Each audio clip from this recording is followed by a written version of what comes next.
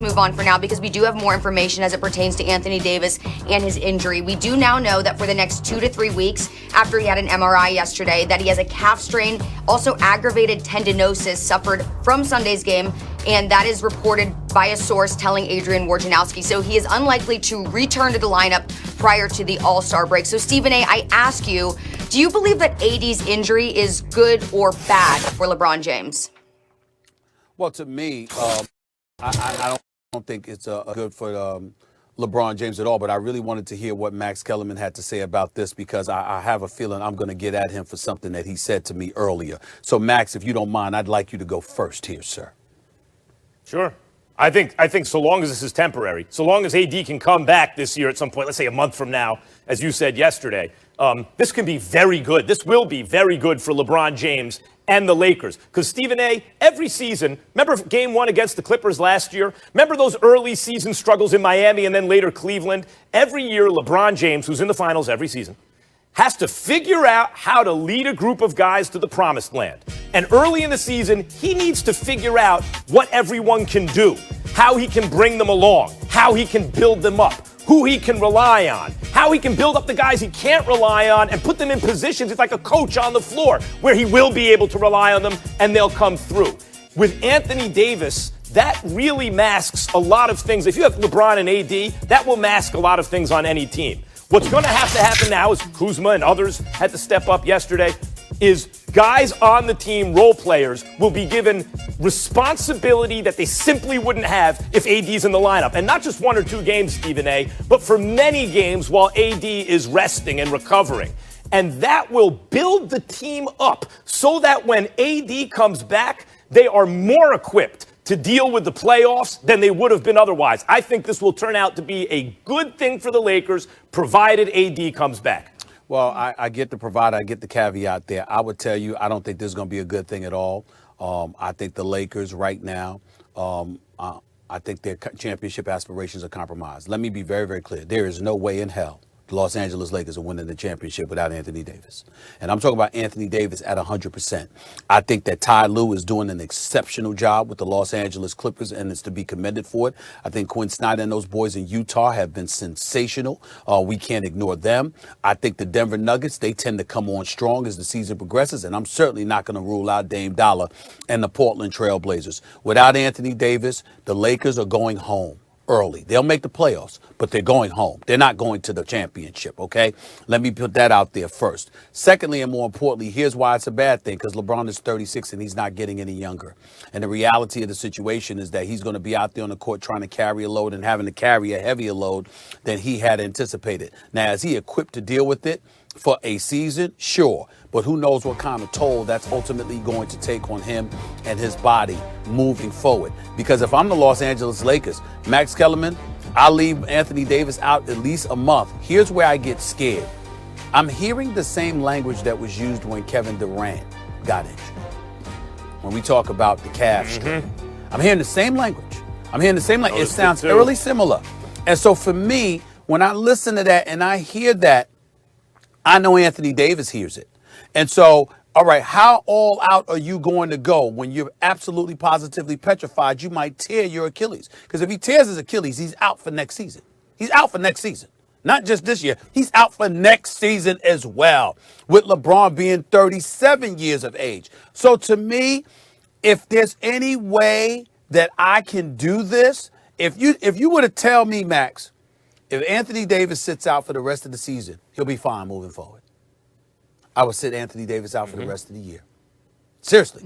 Just to make sure he's ready for the last 2 years of LeBron James' career. That's how I view it. I don't know whether it's going to be 2 years, 3 years, 1 year. But I'm saying I would just sit up there. I wouldn't take any chances with Anthony Davis because Anthony Davis is tied to LeBron. And listen, LeBron's interests are not necessarily aligned with the Lakers. Lakers are long term because they want Anthony Davis here for years to come, long after LeBron is gone. In the case of LeBron, you're 36 years old. It's your 18th year in the league. You ain't taking anything for granted. You're trying to win now. So it's not necessarily aligned, his interest with that of the Lakers, even though they both align when it comes to Anthony Davis. If I'm the Lakers, it's not even, I already got that chip. I'm already back to relevancy. I'm the reigning champion. I don't even play Anthony Davis. I might not play him for the rest of the year. Maybe. But they're saying 2 to 3 weeks. And let's say if he's gone for the season, of course, the Lakers are finished. They're not going to win a championship without AD in this roster, right? But let's say it's 2 to 3 weeks, but instead of that, they double it. It's 4 to 6 weeks, just to be careful. Which I think they should. Double and he comes back okay. Then you have guys on this roster like Taylor Horton Tucker. Remember what he was doing in the preseason? You have guys like Caruso who've played beyond where people thought they could play, KCP, et cetera, et cetera. The point is, if LeBron is able to build those guys up and find dimensions in their game that they're not normally called upon to put forth, and gets that group of guys going, when AD comes back, it will be more likely, not less, that the Lakers repeat. Okay. Charlie, we're going to end this segment this way. Max, allow me to end the segment this way. If Anthony Davis is any less than 85%, there is no way in hell the Lakers are winning the championship. I promise you that. Now, you can debate whether they come out of the West or not, and I don't think they'll do that. But they damn sure ain't beating the Brooklyn Nets, who I believe is going to the finals. They ain't beating Brooklyn with that offensive firepower unless Anthony Davis is at least 85%. LeBron's and everybody else is at 100%. There is no way in hell. Might not get by the Clippers, the Jazz, or the Nuggets. Let me be very clear about that. Let me be very clear. I'm looking towards the future. Because this season, to me, the way Anthony Davis is looking right now, that calf, which could be an Achilles, I got news for you. Ain't no championship a part of the equation. It's a wrap. Yeah, well, injuries like this, it's been lingering for Anthony Davis. He sat out 2 games, thought he felt better, came back, already re-aggravated himself, had a calf strain. So you're right, might be worth just sitting out, seeing what's up for next season. All right, guys, let's leave it there because we have some NFL. Come out in street clothes because a team is going to trade him is bull. Because when James Harden asked for a trade and essentially dogged it, I don't think there was no surprise or there's no one's going to fight back that James was dogging it his last days in Houston. But he was castrated for wanting to go to a different team, and everybody destroyed that man. And yet a team can come out and say, oh, we want to trade a guy, and then that guy is to go sit. And if he doesn't stay professional, then he's a cancer, and he's not good in someone's locker room, and he's the issue. At some point, as players, we need to be treated with the same respect and have the same rights that the team can have. Because as a player, you're the worst person in the world when you want a different situation. But a team can say they're trading you, and that man is to stay in shape.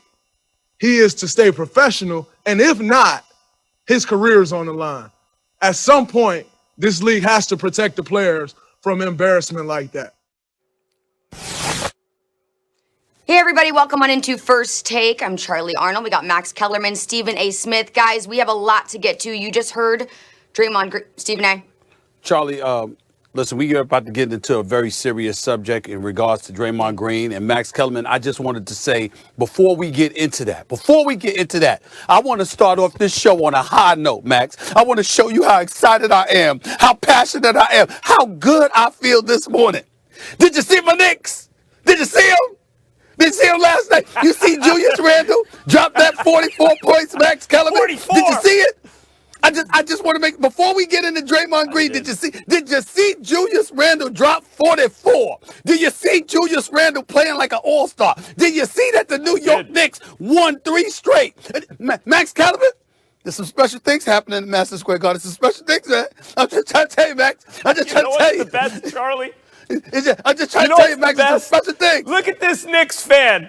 He's like, we're a game below 500. I love seeing him like this. We're a game no one thought we could do it. Let's not pay attention to such details. Let's think about the high moment right now, okay? Tom Thibodeau's got these boys playing hard, okay? I'm looking at good point guard play. I'm looking at dudes shooting Julius Randle dropping 44. Hey, listen, man, we ain't seen that since Bernard King been at Madison Square Garden. We ain't seen that since Bernard King been at Madison. Well, actually, we saw it with Melo, but you know what I'm saying.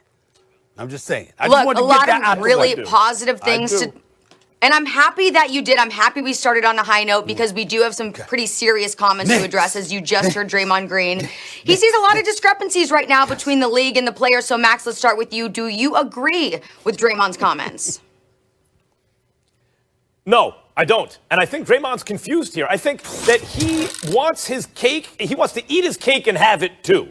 Like, let's start with the James Harden, because James Harden and Andre Drummond are in two different situations. We know that superstars like James Harden have enormous leverage. They're going to get what they want. Look, James Harden got exactly what he wanted. What Draymond Green is talking about is the owners have more power than the players. Right, like, I'm pro-labor. I'm generally in these issues, I come down pro-labor. But the fact of the matter is that's the world we live in, certainly. If you amass huge pools of capital and you can own something, you usually have more power than the labor, against which you negotiate, right? Okay, so the owners are running a de facto monopoly on basketball in North America. If you want to compete at the highest level and make a lot of money, got to play in the NBA. And the players are at a disadvantage when they come to the table for the collective bargaining sessions. But they get what they can, and the owners wind up better off. Stephen A., if Draymond wants players to have say in where they go every season, if they want all players to be treated that way, there are a couple solutions. One, the players can start a league. Not so easy to do, I know, but they could start a players' league. They could do it. It'd be difficult, but they could do it. That's one thing they can do. Here's another thing they could do. Sign one-year deals. Just sign a series of one-year deals. Some people do that. Michael Jordan did that at the end. One-year contracts every year. If you sign a one-year contract, every year you're a free agent. You can go wherever the hell you want to go. I mean, that's the truth.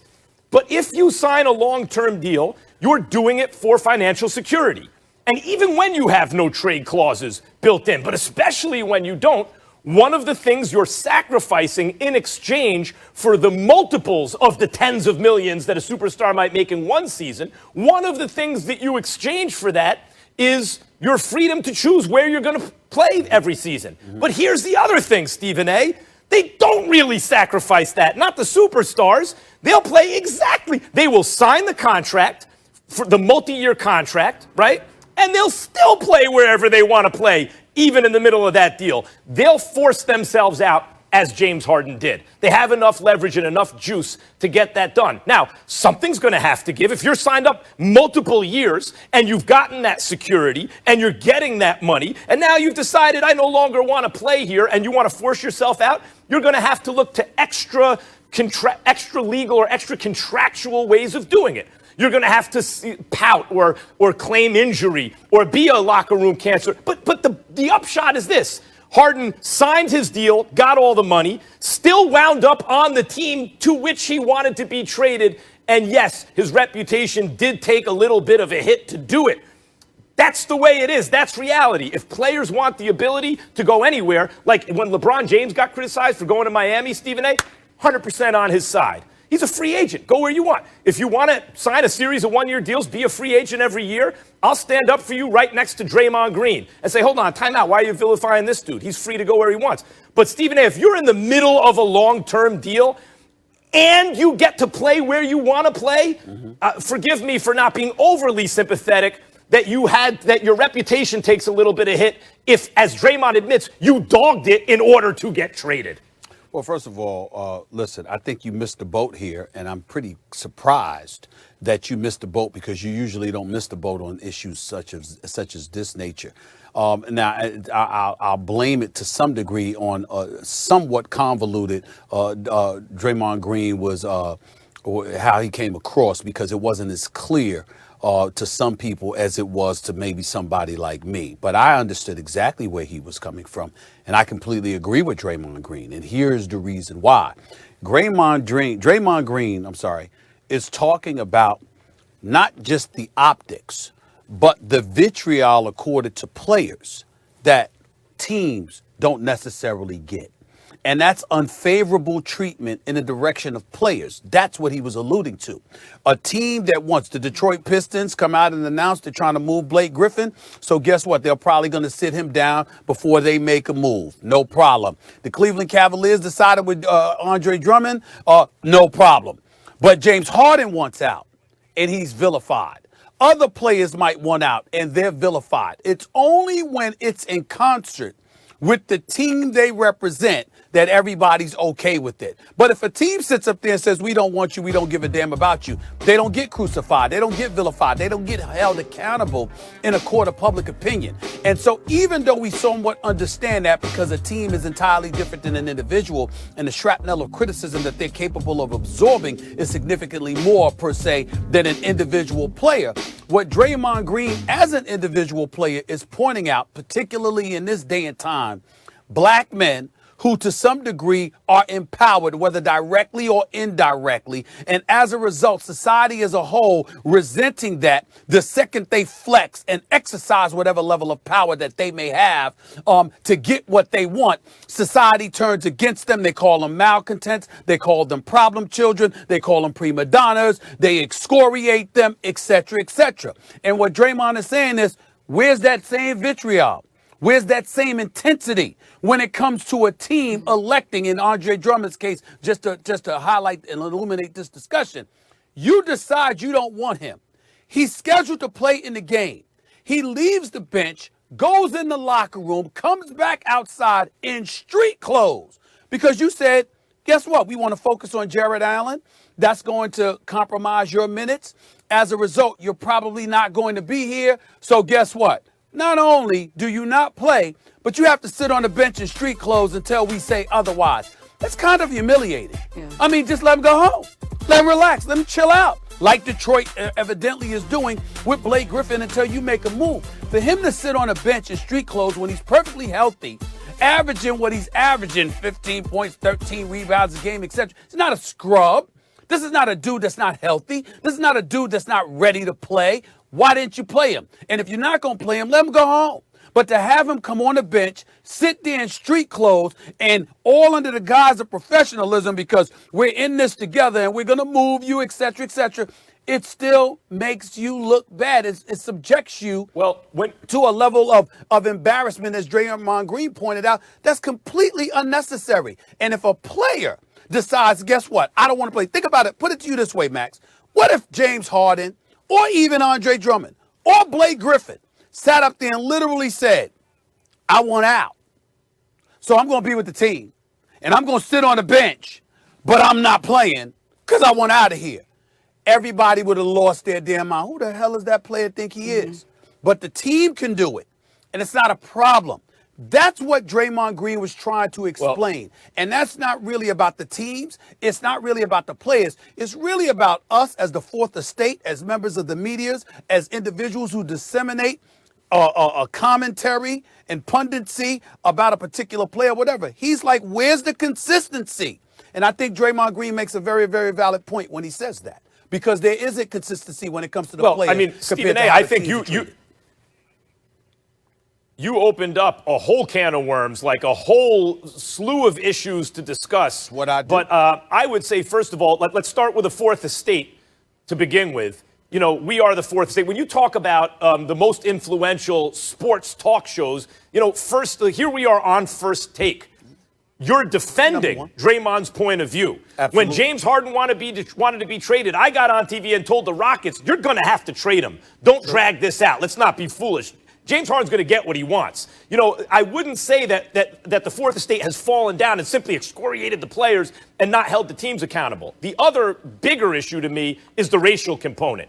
As I said yesterday when it came to the NFL and the Jaguars situation, there is an enormous overlap with labor issues and racial issues in this country and in sports leagues. When you said black men, largely the players, right? When we say labor, the players, we are referring to predominantly African-American men in this country, right? That's what we're talking about, not the foreign-born players.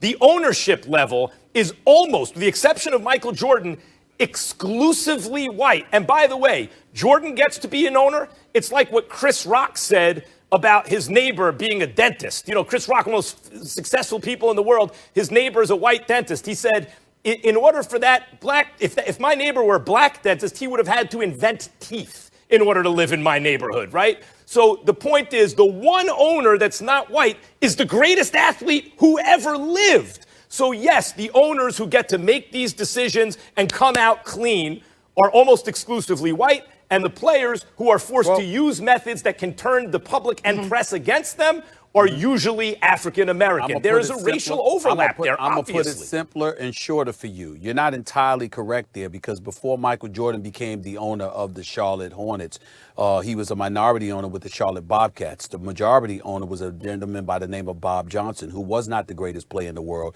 but he's one of the greatest businessmen, and he was a black